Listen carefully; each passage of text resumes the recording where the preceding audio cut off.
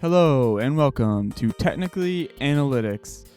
Today we're going to do a bit of a different video where I go over the rookies in the MLB, but this time we're going to put them into a lineup. So the lineup is looking like this. This is how I'm basing it off of weighted runs created plus because it kind of measures overall offense, and it's a good metric for like measuring who's actually the best offensive player. I didn't really take defense too much into account in this, so maybe defensively it'd be a different lineup. Maybe we could do that next time. So yeah, it's mostly just offense. So we're gonna start at the catcher position. We have Carter Jensen of the Kansas City Royals, weighted runs created plus of 132. Jensen is pretty good, right? Pretty good. Not bad for a catcher.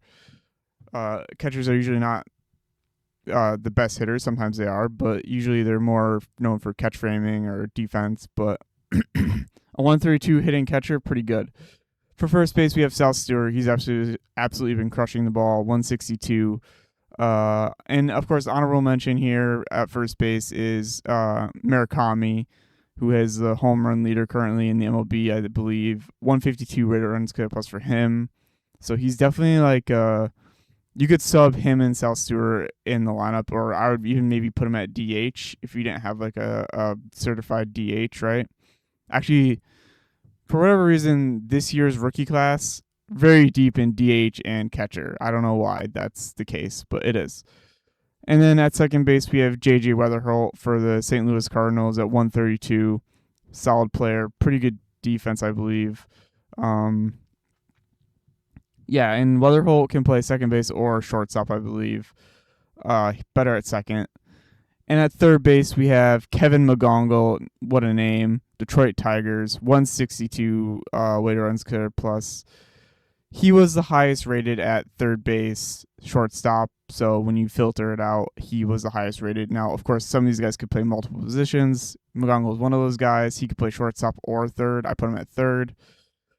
And then this is kind of a weird choice because there wasn't really a better, I don't know if this makes sense. There wasn't a better shortstop or second baseman or third baseman that could play shortstop than Connor Griffin. And to be fair, Griffin hasn't played that many games. He's only played I forget how much it was, 10 games or something. So it's a games problem, but also he hasn't hit as well. Maybe he's still, getting up to speed, I guess, because he just got called up not that long ago, a couple weeks ago. Not at the very beginning of the season, but just a week or two after the season started. So 74 weighted runs created plus, not great, but he is good at defense, I guess. So that puts him, yeah. And then left field, we have Sam Antonacci, 102 weighted runs created plus. The outfield isn't as strong as the infield, which is, surprising, I guess, or maybe not. I mean, I don't know. But yeah.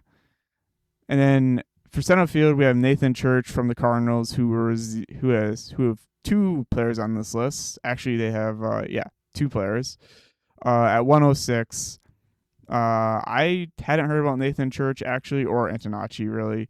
The first, or Carter Jensen actually. The first, Stewart, Weatherholt, McGongle, and Griffin I've heard of, and I've heard of the next two, but Church I hadn't heard of, and he's And then honorable mention, Justin Crawford, son of an MLB legend, Carl Crawford, 84 weighted runs created plus. Not bad. He didn't make the cut, but he's better than Connor Griffin. He's just an outfielder. But yeah, honorable mention, on the bench maybe, right? And then for DH, stiff competition because Murakami could also play DH, and so can Jensen, and so can Stewart.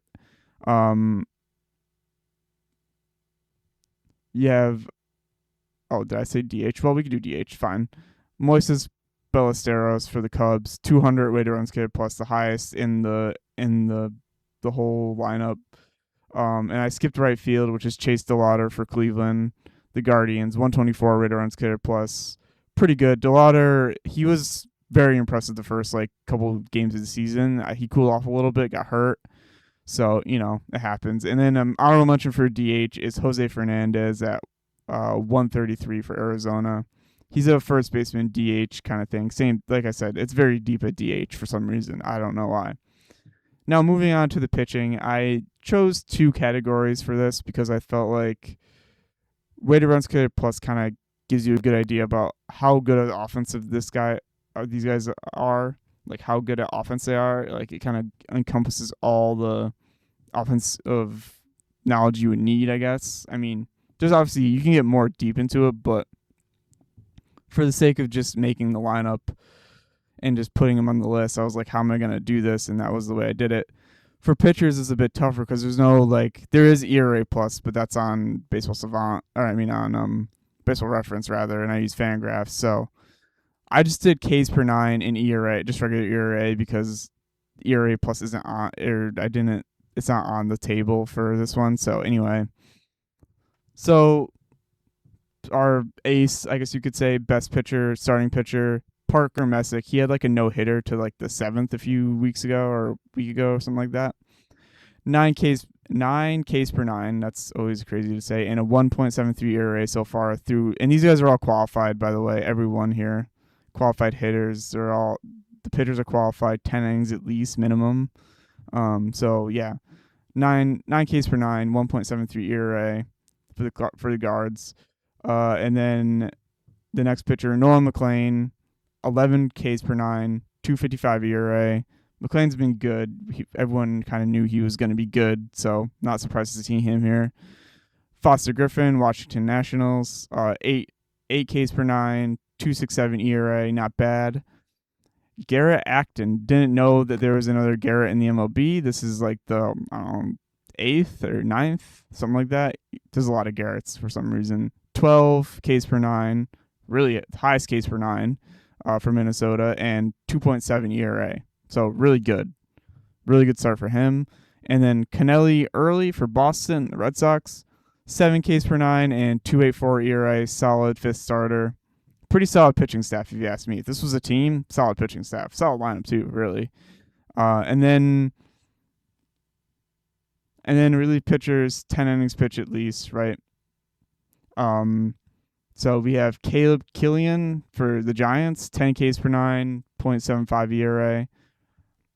A weird spelling of Bradley and Rodriguez, Padres, 8 Ks per 9, 208 ERA, not bad. Anthony Nunez, Baltimore, 11 Ks per 9, 251 ERA. Blade Tidwell, former Mets prospect, 7.5 Ks per 9, 3 ERA flat. And Spencer Miles, Toronto, 7.9 Ks per 9. Wow. And 3.29 ERA. So that's a solid pitching staff. I do like it. Actually, this would make a really good team, I feel like. I mean, these are obviously all these numbers here in this column just take with a grain of salt, because honestly, like, it's like a month into the season, right? Like I did this like yesterday, so it's gonna be like a month into the season.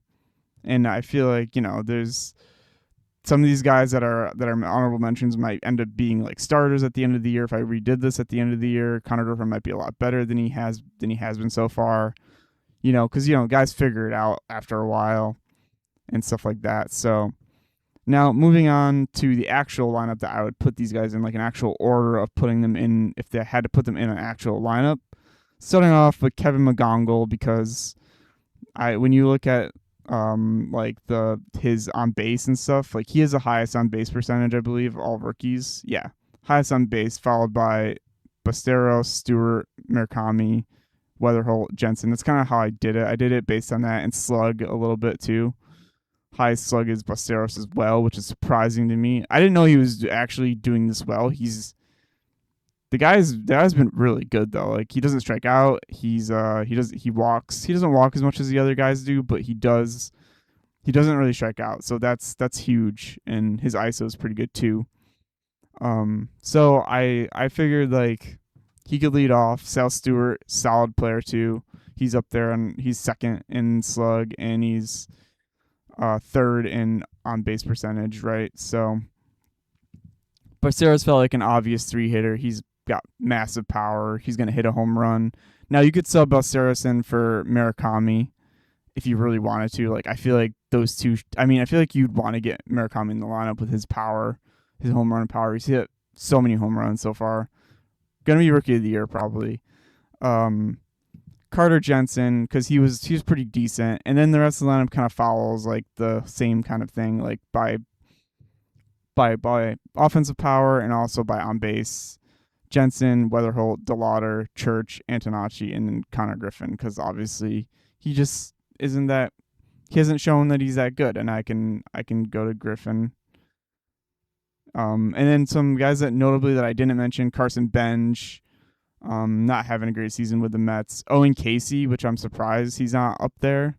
Not having a great season with Miami so far. So yeah. And Cosmo Okamoto with Toronto, the new third baseman there. He's doing decent. Like, he was almost an honorable mention. You could almost put him in. Can you put him in shortstop? I don't know. Does he play shortstop? No. He plays third. He only plays third, I think. So yeah, unfortunate for him to just miss out. I feel like if I did the list again some other time, it would be like at the end of the season. Maybe that would be a different story. Maybe I should. Let me know. So yeah, this is just the lineup. So it's McGonagall, Stewart, Ballesteros, Jensen, Weatherholt, DeLauder, Church, Antonacci, and Griffin. That's the all rookie lineup for the first month of the season. Let me know if I should do a part 2 at the end of the season where I do the all rookie lineup for the year. And make sure to like and subscribe. And comment what you think about my lineup. If you would change it, if you would add a different player that you think deserves a spot. Yeah, thanks for watching.